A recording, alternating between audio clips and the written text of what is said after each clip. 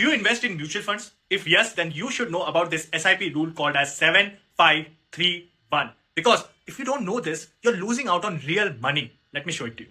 7531 mutual fund rule. Now this rule will tell you how to invest in a mutual fund SIP, where to invest, and for how long you should be investing. First, 7 years of patience, 5 finger rules, 3 mental tricks, 1 step up every year. Let's talk about the 7 years of patience. Now ideally, most people do not wait for 7 years in their mutual funds and they take out their money very early. But last 25 years of data has suggested that if you stay invested for at least 7 years in equity fund, you have 0% chances of losing your money. In fact, you will grow your money like anything. But people still don't do it and therefore they are not able to build their retirement fund.